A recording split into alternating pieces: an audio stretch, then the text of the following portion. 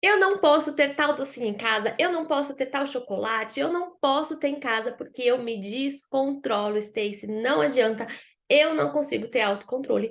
E se eu tiver em casa, eu vou comer de tudo. Como é que faz para lidar com isso?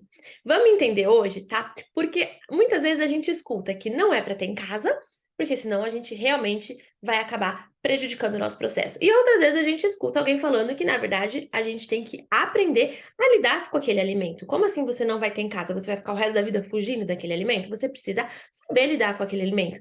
Então, aí a gente fica perdida no meio disso tudo, né? O que é para eu fazer? É para eu não ter? É para eu aprender a lidar? Socorro! Eu não tenho autocontrole e eu não sei o que fazer. Esse vídeo é para você, tá bom?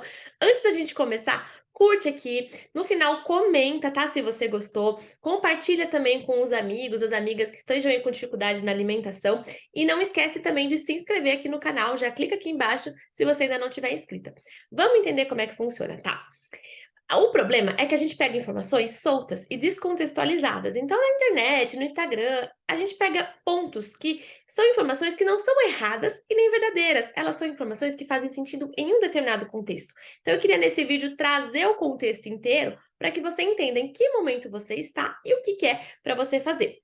A princípio, o primeiro passo realmente é não ter em casa. O que acontece? Na psicologia, a gente trabalha com um conceito que se chama controle de estímulos, tá? Que na verdade seria assim, a gente conseguir adequar, por exemplo, o nosso ambiente para que ele facilite o nosso processo. O nosso ambiente não é o responsável pelas nossas ações, mas ele tem um poder de influência muito grande, né? A gente sabe que estar em um local que tem uma comida, por exemplo, meu doce favorito, meu chocolate favorito, aumenta muito mais as chances de eu comer do que se eu estou num lugar que não tem, tudo bem? Então, o controle do ambiente, ele é eu chamo de ganha-tempo para a gente aplicar enquanto você ainda está aprendendo o que eu já vou te explicar já já, que são as ferramentas para você mudar a tua mente e trabalhar as suas emoções, que é o que realmente vai te permitir comer com tranquilidade, sem ter exagero. Mas este processo que eu já vou te explicar já já, ele leva um certo tempo, porque toda habilidade que a gente está treinando e praticando, ela precisa de tempo para a gente aprender, para a gente errar, para a gente reajustar. É assim com qualquer habilidade na vida, certo? E enquanto isso leva um tempo, se a gente não faz um mínimo de ajuste no seu ambiente para deixar mais fácil o seu acerto, pode ser que a gente pode perder as oportunidades de colocar em prática isso daqui. Porque o chocolate, por exemplo, que é aquilo que você tem dificuldade, está ali na tua casa, e a gente está treinando uma habilidade de você chegar em casa e lidar com as suas emoções de outra forma, ou usar uma estratégia X para lidar com os seus pensamentos, só que o chocolate está ali e quando você vê, você já pegou e não teve a oportunidade de treinar. Então, ter em casa, ter de fácil acesso, pode atrapalhar muito no momento que a gente está tentando desenvolver essas novas habilidades. A gente ainda não desenvolveu, a gente está caminhando para isso. Sem contar que tem um outro agravante. Cada vez que você erra, entre muitas aspas, né? Que você sente que você falhou, que você se descontrolou e comeu aquele alimento, a sua autoestima tende a cair. Porque você provavelmente se julga lá, tá vendo? Não consegui de novo. Tá vendo? Eu nunca vou conseguir. Aqui, ó. Tava treinando isso daqui, mas hoje eu já me descontrolei. Isso é um golpe para sua autoestima que tende a diminuir a sua motivação para continuar treinando aqui. Então, é sempre muito melhor se a gente facilitar as suas chances de acerto, principalmente no começo, para você ir se engajando nesse treino aqui, que eu já vou te explicar, tá? Mas você vai se engajando melhor nele, você vai se motivando, você vai gostando do processo, porque você vê que você está conseguindo andar nele, né? Que você está tendo progresso nele. Isso é muito importante para a gente se sentir motivada a continuar. Então, não ter em casa, ao meu ver, geralmente é um passo muito fundamental no começo, mas não sempre. Por quê?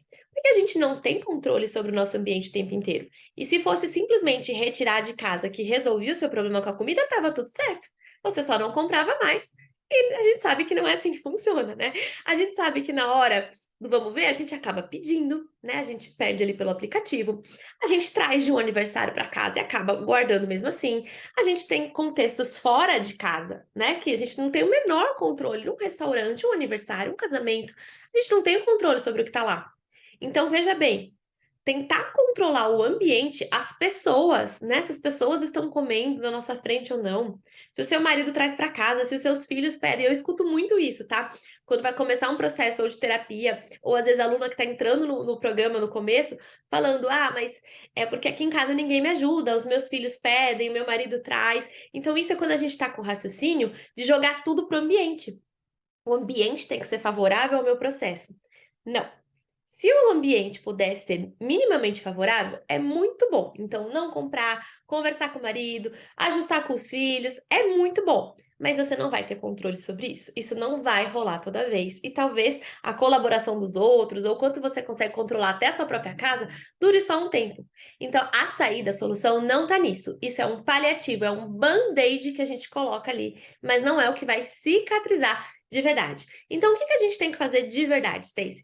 A gente tem que aprender a lidar com a nossa parte psicológica. Porque comer é um comportamento. Quando você vai lá, decide, toma uma decisão de que você vai pegar uma barra de chocolate e você vai mastigar ela e você vai engolir ela, você está se comportando.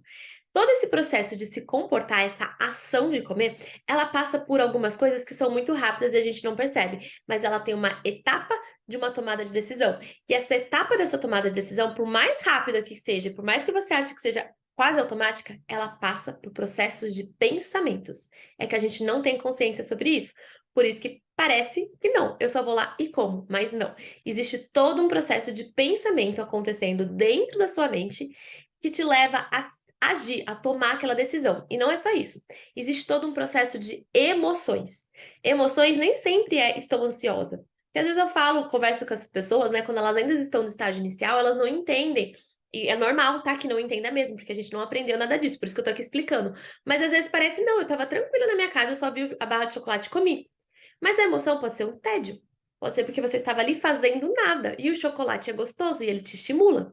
Só que é algo que a gente não tem consciência até então, porque ninguém parou para nos ensinar, ninguém parou para explicar isso pra gente. Mas a partir de agora eu quero que você entenda.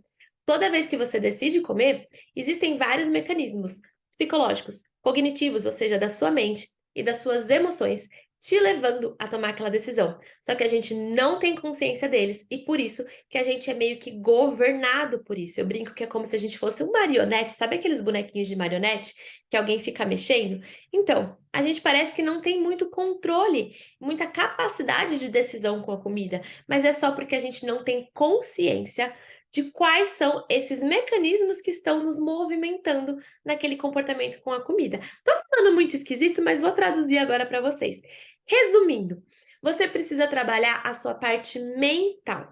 Existem técnicas, existem estratégias, né? A psicologia estuda e tá aí para isso, para te ensinar a lidar com os seus pensamentos, para você não ficar sabotando a tua alimentação, a lidar com as suas emoções, para você não ficar comendo além de, né? Porque você tá, enfim, porque você tá entediada, porque você tá ansiosa, por uma série de questões que você nem percebe, mas o ponto é, se você comeu e você não estava com fome e você exagerou, provavelmente você teve aí um comer emocional que você não tá sabendo nem identificar e muito menos o que fazer com ele. Existem formas de você aprender o que fazer para você deixar de ser refém, né, como esse marionetezinho que eu estava te explicando da comida e voltar a ter poder de escolha. Entenda bem claro isso que eu vou te falar. Ter poder de escolha é justamente, não é você deixar de ter prazer com a comida, não é você não poder mais comer o seu chocolate. Por isso que eu te disse que não tem casa, não é a solução definitiva. É você aprender a comer o seu chocolate com muito prazer. Às vezes as alunas falam que elas começam a sentir mais prazer do que elas sentiam antes, porque você aprende a comer de verdade, a apreciar de verdade. E é tão bom que você também não precisa mais continuar exagerando. Você não precisa comer a barra inteira para ficar feliz. Quero que você entenda de coração, tá? Que eu jamais trabalharia com algo que te deixaria mais infeliz, que te deixaria mais descontente. Então, não é sobre tirar o prazer com a comida, não é sobre você não poder apreciar os bons momentos da vida. A comida, ela está nas nossas comemorações, ela tem uma relação com o afeto, com como a gente demonstra amor, como a gente demonstra carinho, e a gente não pode querer tentar excluir isso da nossa vida, nem acho que teria como, né? Então, na verdade, a gente não pode nadar contra essa maré, que é que a comida tem sim um forte apelo emocional pra gente. Só que a gente também não pode ser refém disso. Você não pode ficar lá na maré sendo jogada de um lado para o outro, sem você conseguir ter o mínimo de poder de decisão e de liberdade de escolha. Você precisa saber remar o seu barquinho, vamos pensar assim, de acordo com a maré sim, mas quem determina o movimento tem que ser você. Tô dando várias metáforas para você entender que é uma habilidade de gerenciamento das suas emoções e da sua mente para que você tenha assim poder de escolha. E quando você decida comer, você coma porque você quer e não porque você está sendo levada a isso de uma forma que você nem sequer tem consciência e que te leva a exageros e que no fim você nem estava apreciando muitas vezes tanto assim, no fim, nem precisava muitas vezes ter comido tudo aquilo, muitas vezes te leva a sentir culpa e mal-estar depois. Isso não é ter liberdade de escolha, isso é ser refém da sua alimentação. A liberdade de escolha é quando você consegue decidir que você vai comer ou que você não vai comer. E se você vai comer, você come com atenção, saboreando, sentindo muito prazer e parando antes de você ter qualquer tipo de exagero. É com isso, tá, que eu acredito que eu trabalho. Eu gostaria que você entendesse um panorama geral de como é o processo. No começo, sim, você muitas vezes vai precisar tentar não ter em casa e controlar o máximo possível ali o seu ambiente para facilitar o seu processo de aprendizagem enquanto você pratica e treina essas habilidades corretas, que é o que vai te devolver essa verdadeira liberdade com a comida e capacidade de decidir o que você come, o que você não come, enfim, de comer com prazer, como eu estava te explicando. Se você ficou com alguma dúvida, comenta aqui embaixo. Vai ser um prazer poder te ajudar, te guiar melhor nessa jornada, tá bom? Um grande beijo e até a próxima!